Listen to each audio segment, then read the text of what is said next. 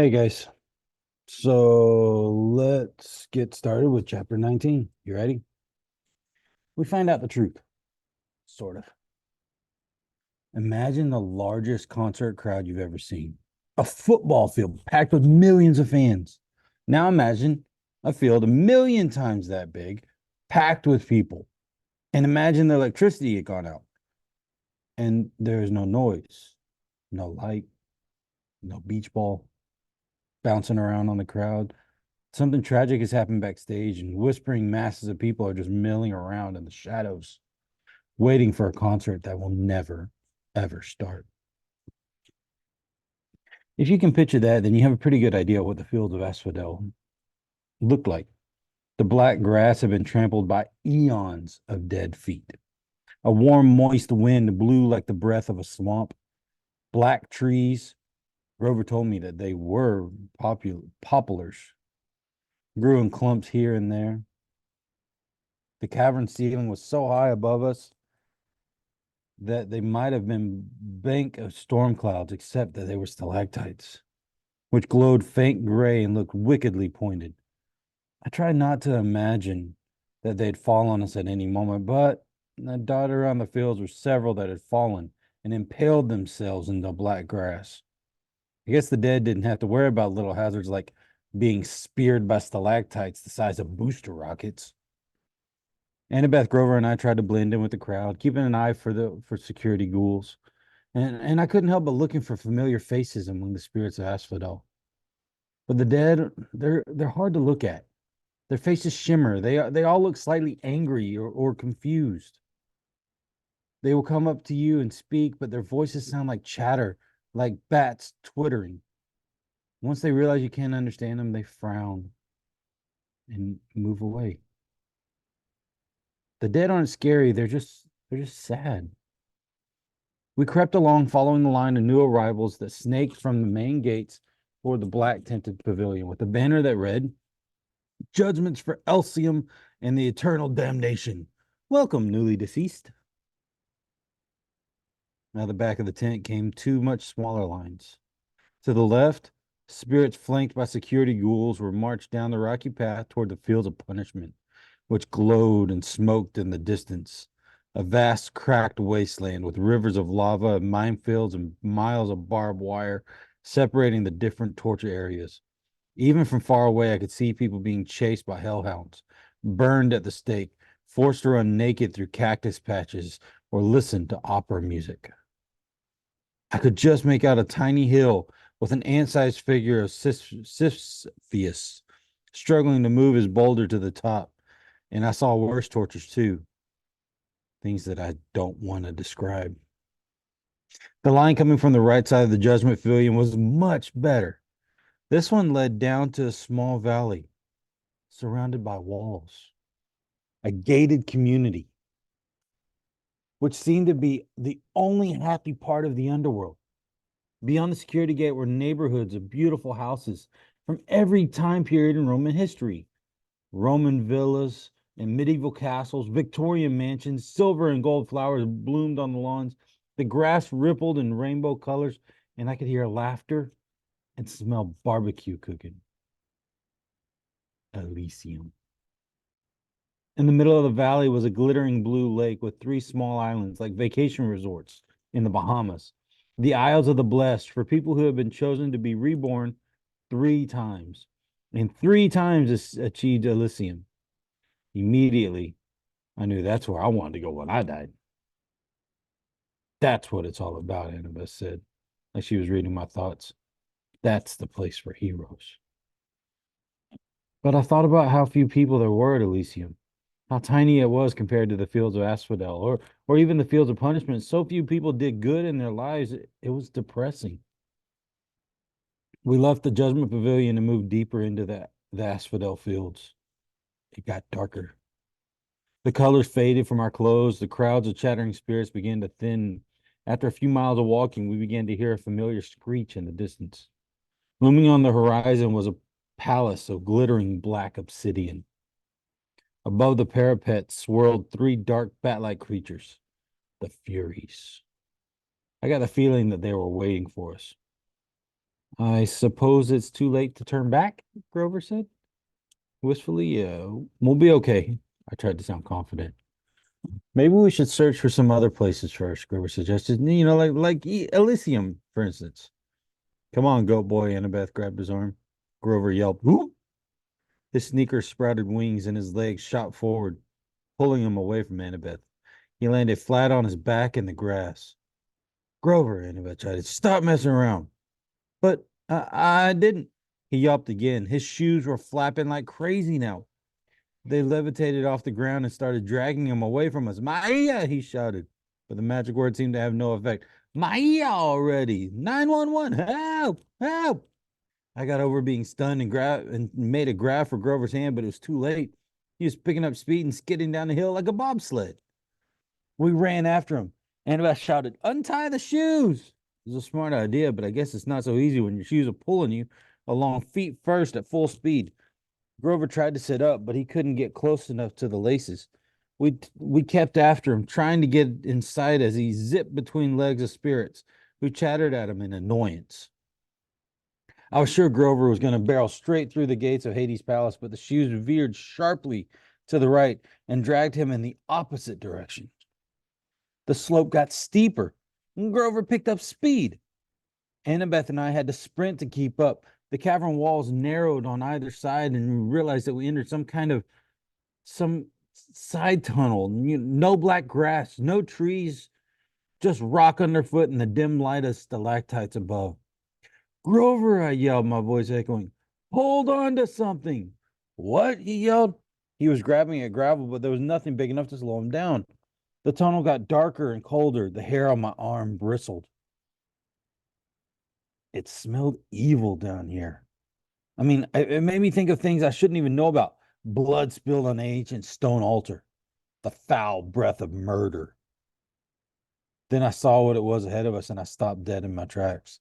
The tunnel widened into a huge dark cavern, and in the middle was a chasm the size of a city block. Grover was sliding straight toward the edge. Come on, Percy, Annabeth yelled, tugging at my wrist. But that, I know, she shouted. The place you described in your dream, but Grover's going to fall in if we don't catch him. She was right, of course. Grover's predicament got me moving again. He was yelling, clawing at the ground, but the winged shoes kept dragging him toward the pit, and it didn't look like he could possibly get to him in time. What saved him were his hooves. The flying sneakers had always been loose fit for him, and finally Grover hit a big rock, and the left shoe came flying off. It sped across the darkness and down into the chasm. The right shoe kept tugging him along, but not as fast. Grover was able to slow himself down by grabbing onto a big rock and using it like an anchor. He was 10 feet from the edge of the pit when we caught him and hauled him back up the slope. The other wing shoe tugged itself off, circled around us angrily, and kicked our heads in protest before flying into the chasm to join its twin. We all collapsed, exhausted, on the obsidian gravel. My limbs felt like lead. Even my backpack seemed heavier, as if somebody had filled it with rocks. Grover was scratched up pretty bad. His hands were bleeding. His eyes had gone slit pupiled goat style, and they didn't the way they did whenever he was terrified. I don't know how to. I didn't. Wait, I said. Listen. I heard something. A deep whisper in the darkness. Another few seconds, and Annabeth said, Percy, this place. Shh. I stood. The sound was getting louder. A muttering, evil voice from far, far below us, coming from the pit. Grover sat up. What, what, what's that noise? Annabeth heard it too now, and I could see it in her eyes. Tartarus. The entrance to Tartarus. I uncapped the Naxxlamos. The bronze sword expanded, gleaming in the darkness, and the evil voice seemed to falter just for a moment before resuming its chant. I could almost make out words now. Ancient. Ancient words, even older than Greek, as if magic, I said. We have to get out of here, Annabeth said. Together we dragged Grover by his hooves and started back up the tunnel. My legs wouldn't move fast enough. My backpack weighed me down. The voice got louder and angrier behind us, and we broke into a run. Not a moment too soon. A cold blast of wind pulled at our backs as if the entire pit was inhaling. And for a terrifying moment, I lost ground, my feet slipping in the gravel. If we'd get closer to the edge, we'd have been sucked in. We kept struggling forward, finally reached the top of the tunnel, where the cavern widened out into the fields of asphodel, and the wind died. A wail of outrage echoed from deep in the tunnel as if something was not happy that we had gotten away. What, what, what was that? Grover panted when we all collapsed in relative safety of the black poplar grove. One of Hades' pets? Annabeth and I looked at each other, and I could tell that she was nursing an idea. Probably the same one she'd gotten during the text ride to LA, but she's too scared to share it. That was enough. That was terrifying for me. I capped my sword and the pen back in my pocket. Let's keep going. I looked at Grover. Can you walk? He swallowed. Yeah, sure. I never liked those shoes anyways. He tried to sound brave about it, but he was trembling as badly as Annabeth and I were. Whatever was in that pit was nobody's pet. It was unspeakably old and powerful. Even Echidna hadn't given me that feeling, and I was almost relieved to turn my back on the tunnel and head toward the Palace of Hades. Almost. The Furies circled the parapets high in the gloom. The outer walls of the fortress glittered back, and two-story bronze gates stood open. Up close, I saw that the engravings on the gates were scenes of death. Some were from modern times: an atomic bomb exploding over a city, a trench filled with gas mask wearing soldiers, a line of African famine victims waiting with empty bowls. But all of them looked as if they had been etched into bronze thousands of years ago. And I wondered if I was looking at prophecies that had come true. Inside the courtyard was the strangest garden I'd ever seen. Multicolored mushrooms, poisonous shrubs, weird luminous plants that grew without sunlight, precious jewels made up for the lack of flowers, piles of rubies as big as my fist, clumps of raw diamonds standing here and there like frozen party guests or Medusa's garden statues, petrified children, satyrs, and centaurs, all smiling grotesquely. And in the center of the garden was an orchard of pomegranate trees. Their orange blossoms neon bright in the dark. The garden of Persephone, Annabeth said. Keep walking. I understood why she wanted to move on. The tart smell of those pomegranates was almost overwhelming. I had a sudden desire to eat them, but then I remembered the story of Persephone. One bite of underworld food, and we would never be able to leave. I pulled Grover away to keep him from picking a big, juicy one. We walked up to the steps of the palace, between the black columns, through the black marble portico, and into the house of Hades. The entry hall had a polished bronze floor which seemed to boil in the reflected torchlight. There was no ceiling, just the cavern roof far, far above, and I guess they never had to worry about rain down here. Every side doorway was guarded by a skeleton in military gear.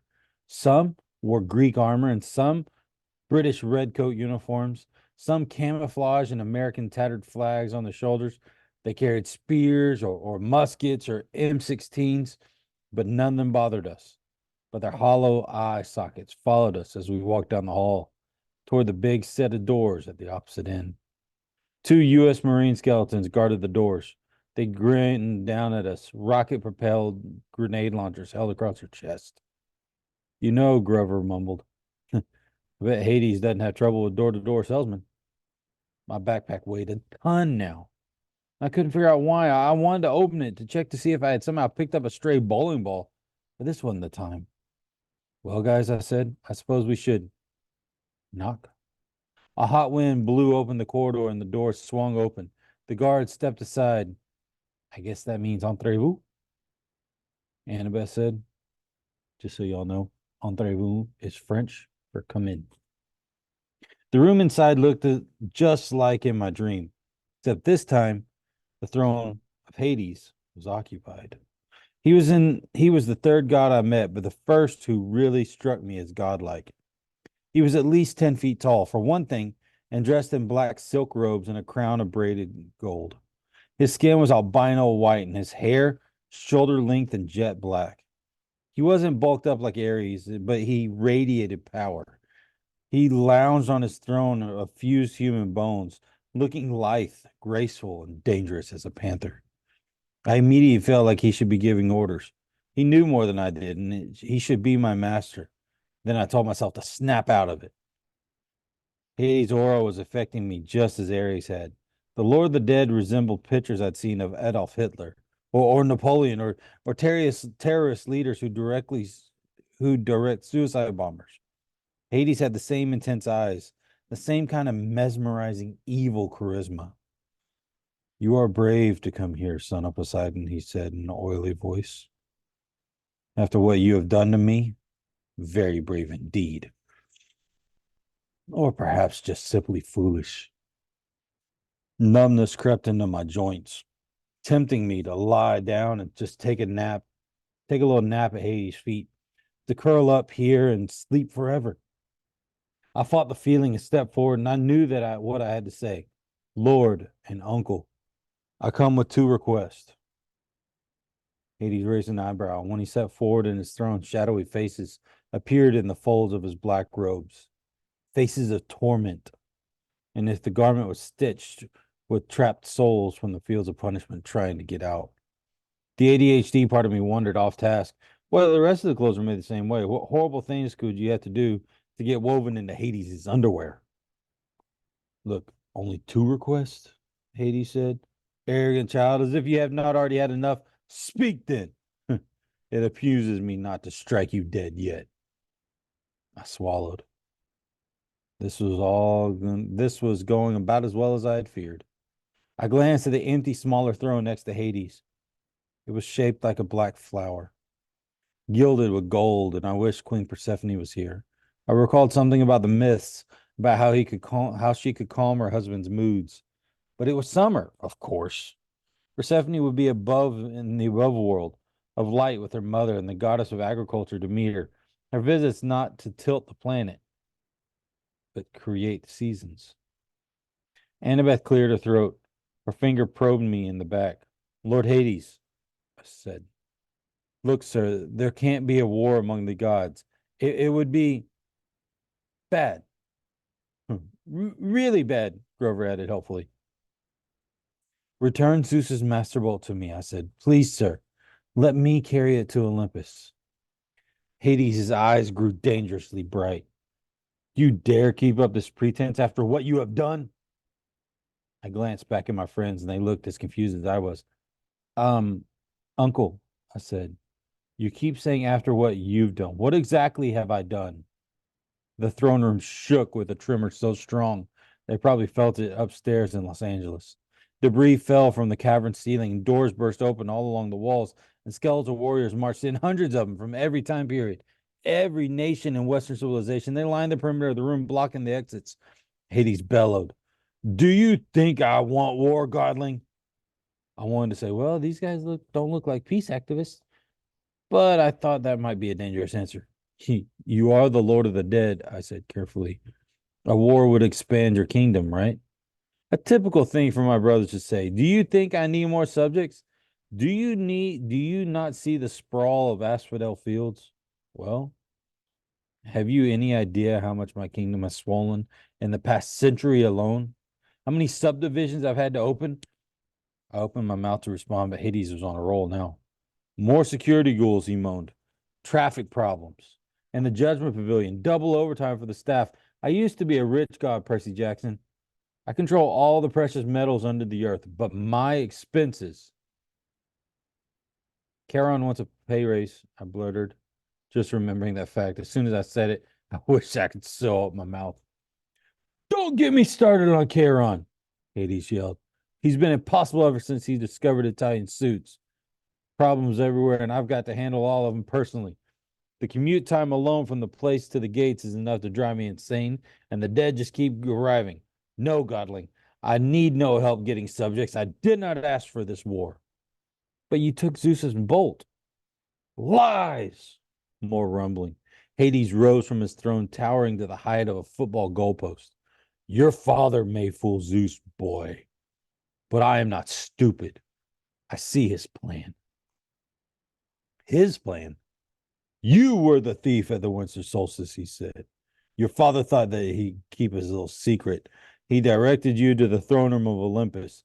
You took the Master Bolt and my helm. Had I not sent my fury to discover you at Yancey Academy, Poseidon might have succeeded in hiding the scheme to start a war. But now you have forced it into the open. You will be exposed as Poseidon's thief, and I will have my helm back. But Annabeth spoke. I could tell her mind was going a million miles. Lord Hades, your helm of darkness is missing too?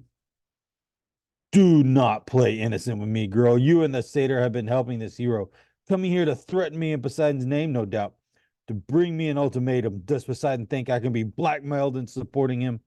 No, I said. Poseidon didn't. I didn't.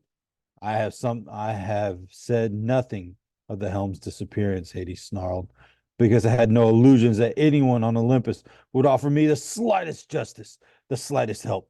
I can ill afford the word to get out that my most powerful weapon of fear is missing. So I searched for you myself.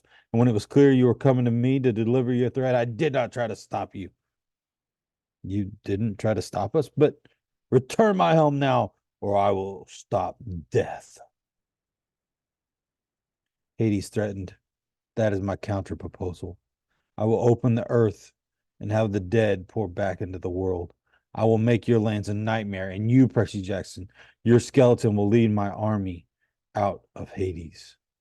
The skeletal soldiers all took one step forward, making their weapons ready, and at that point, probably should have been terrified. The strange thing was, is I felt offended. Nothing gets me angrier than being accused of something I didn't do. I've had a lot of experience with that. You're as bad as Zeus, I said. You think I stole from you? That's why you sent the Furies after me. Of course, Hades said, and the other monsters. Hades curled his lip. I had nothing to do with them. They wanted no quick death for you. I wanted you brought to me alive, so that you might face every torture in the field of punishment. Why do you think I let you enter my kingdom so easily? Easily? Return my property. But I don't have your helm. I came for the Master Bolt, which you already possess, Hades shouted. You came here with it, little fool, thinking that you could threaten me, but I didn't. Open your pack then. A horrible feeling struck me. The weight in my backpack was like a bowling ball. It couldn't be. I slung it off my shoulder and unzipped it. Inside was a 2 foot long metal cylinder, spiked on both ends, humming with energy. Percy, Hannibal said. How? I don't know. I don't understand. You heroes are all the same, Hades said. Your pride makes you foolish. Thinking you can bring such a weapon before me? I did not ask for Zeus's master bolt, but since it is here, you will yield it to me, and I am sure it will make an excellent bargaining tool. And now, my helm, where is it? I was speechless. I had no helm. I had no idea how the Master Ball had gotten in my backpack. I wanted to think Hades was pulling some kind of trick. Hades was the bad guy, but suddenly the world turned sideways, and I realized I'd been played by Zeus, Poseidon, Hades. They'd all set each other's throats by someone else. The Master Ball had been in the backpack that I'd gotten the backpack from Lord Hades. Wait, I said, this is all a mistake. A mistake? Hades roared. The skeletons aimed their weapons. From high above, there was a fluttering of leathery wings as the three Furies swooped down to perch on the back of their master's throne. The one with Miss Dodd's face grinned at me eagerly and flicked her whip. There is no mistake, Hades said. I know why you have come. I know the real reason you brought the bolt. You can bargain for her. Hades loosed a ball of gold fire from his palm. It exploded on the steps in front of me, and there was my mother, frozen in a shower of gold, just as she had the moment the Minotaur began to squeeze her to death. I couldn't speak. I reached out to touch her, but the light was hot as a bonfire. Yes, Hades said with satisfaction. I took her. I knew, Percy Jackson, that you would come to bargain with me eventually. Return my helm, and perhaps I will let her go. She is not dead, you know. Not yet. But if you displease me, that will change. I thought about the pearls in my pocket. Maybe they could get me out of this. If I could just get my mom free. Ah, the pearls, Hades said. My blood froze. Yes, my brother and his little tricks. Bring them forth, Percy Jackson. My hand moved against my will and brought out the pearls. Only three? Katie said, what a shame. You do realize each one only protects a single person. Try to take your mother then, little godling, and which of your friends will you leave behind to spend eternity with me? Go on, choose, or give me the backpack and accept my terms. I looked at Annabeth and Grover, their faces grim. We were tricked, I told them. Set up. Yes, but why? Annabeth asked. And the voice in the pit. I don't know yet, I said, but I intend to ask. Decide, boy! Hades yelled. Percy. Grover put his hand on my shoulder. You can't give him that bolt. I know that.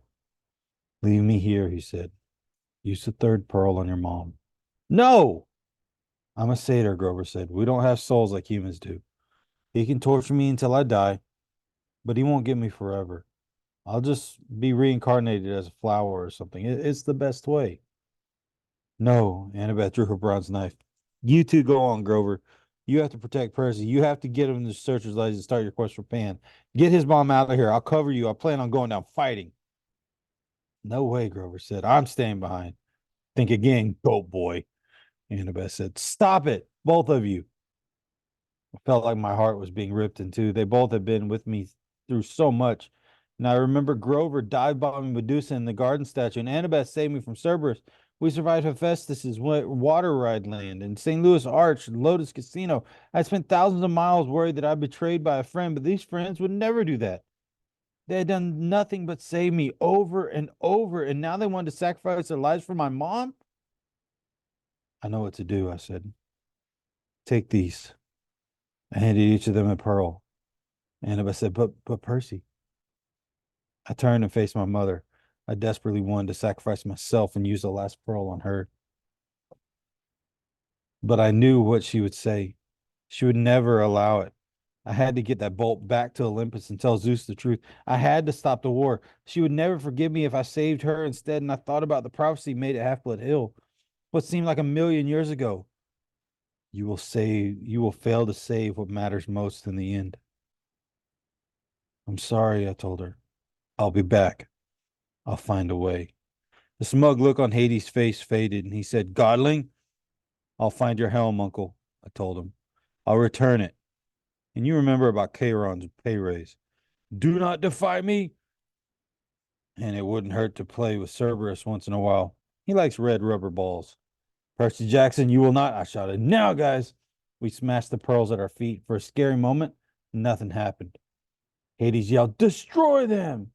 An army of skeletons rushed forward, swords out, guns clicking full automatic. The Furies lunged, their whips bursting into flame. And just as the skeletons opened up fire, the pearl fragments at our feet exploded with a burst of green light and a gust of fresh sea wind.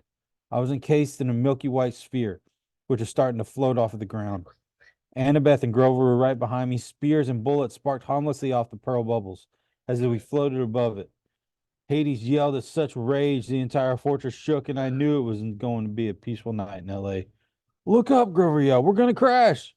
Sure enough, we were racing straight through the stalactites, which I figured would pop our bubbles and skewer us. How do you control these things? Annabeth shouted. I don't think you do, I shouted back. We screamed as the bubble slammed into the ceiling in darkness. Were we dead? No. I could still feel the racing sensation. We were going up, right through the solid rock as easily as an air bubble in the water. That was the power of the pearls, I realized. What belongs to the sea will always return to the sea. For a few moments, I couldn't see anything outside the smooth walls of my sphere. Then my pearl broke through the ocean floor. The two other milky spheres, Annabeth and Grover, kept pace with me as they soared upward through the water. And then, kerblam! We exploded on the surface in the middle of the Santa Monica Bay, knocking a surfer off his board with an indignant, dude.